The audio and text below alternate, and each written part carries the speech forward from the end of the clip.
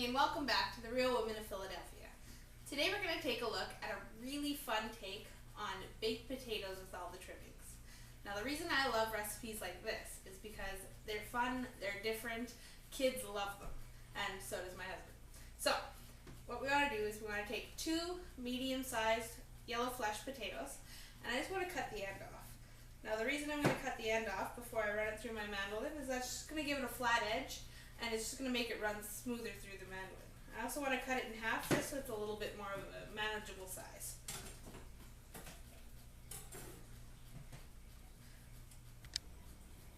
So I just want to take my potato and stick it in my handy dandy mandolin, okay, and just give her a good run through there. Now that's the thing I love about mandolins, they're so quick and easy. Now I just want these potatoes to be about 1/8 of an inch thick. I don't want them too thick because they're not going to cook very fast then, but I don't want them too thin either because then they're just going to get really hard and crunchy and then they won't be very edible. So I'm just going to go ahead and finish slicing my 2 full potatoes, and then we're going to go ahead and put them onto our baking tray. So I've just finished slicing up all of my potatoes on my mandolin. They're about 1/8 of an inch thick. Now you don't want them any thicker than that because they're just going to get soft in the oven instead of just nice and kind of crispy. But you don't want them too thin, otherwise they're going to get too crispy and too hard to eat. So we're just going to go ahead and place them onto a silicone lined baking dish. Now if you don't have silicone to line your baking dish with, go ahead and use tin foil. Just make sure you give it a really good spray with a non-stick cooking spray, otherwise your potatoes are going to stick to your pan. So now that I've got my potatoes lined on my silicone baking sheet, I just want to take a little bit of non-stick cooking spray and just give them a quick spray. And that's going to allow the tops to just get nice and golden brown and crispy on the top. And we're going to go ahead and just put a little bit of salt, a little bit of pepper, and on all of them total you want to use about a teaspoon of dried garlic or granulated garlic. And that's just going to give them a nice flavor. A little bit of fresh ground pepper.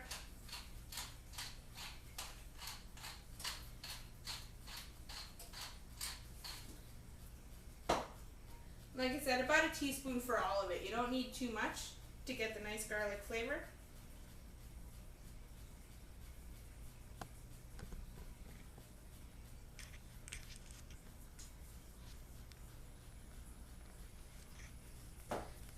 Now we're going to take our potatoes and we're going to throw them into a preheated oven on 375 for about 30 minutes.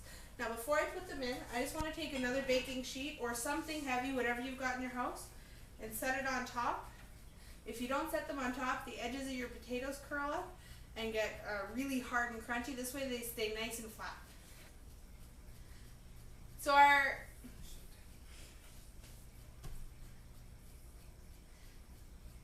potato slices are almost ready to come out of the oven. So we're just going to go ahead and make the part that would normally be the topping on your fully loaded baked potato.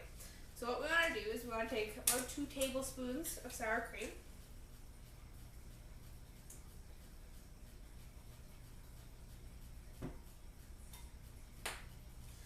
And we want to add to it the star of our show, Philadelphia chive and onion cream cheese. Now we're using the light version today. You can use the regular one if you would like, but I'm going to use the light one. And we just want to add about 3 tablespoons.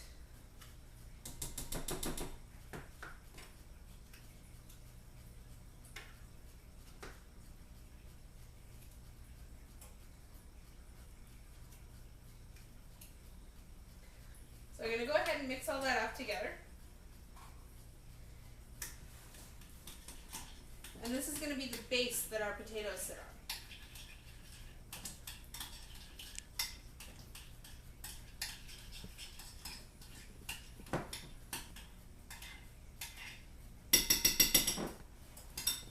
So I'm just going to set that off to the side. Now, I've got here about half a cup of grated mozzarella cheese, 3 tablespoons of real bacon bits. So these aren't those hard little crusty ones. These are real pieces of bacon. And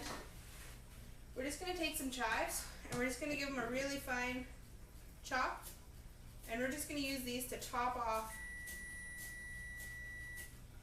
our potatoes.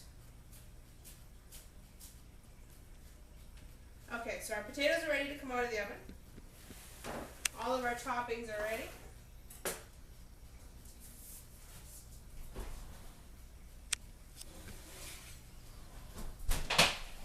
I'm going to take the top off. Put these over here so you can see them. Look at that. Absolutely beautiful. Okay. So, when we plate these,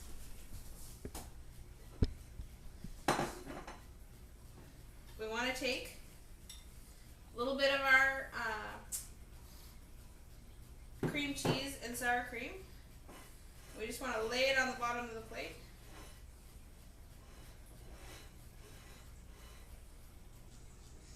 So now that we've got the cream cheese and sour cream spread out on the plate, we just want to add a few of our bacon bits.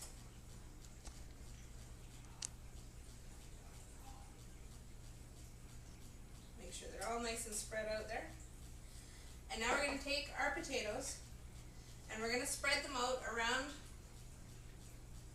this mixture, and it's going to end up looking like a little flower. And that's exactly what we're going for.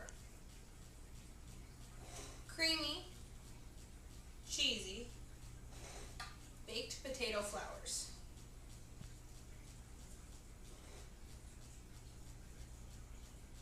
Look at that. So, while these are still hot, we just want to get a little bit of our mozzarella cheese on top.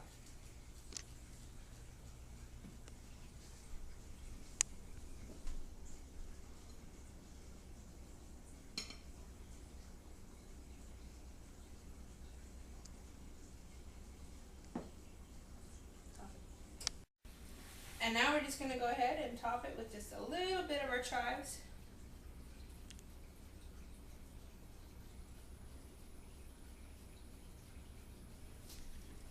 And there you have it, creamy Philly potato flowers.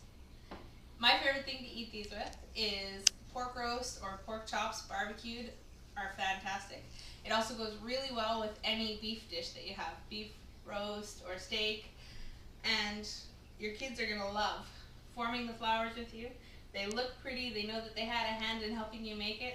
It's a great family dish. So I hope you enjoy them, and we'll see you next week on The Real Women of Philadelphia.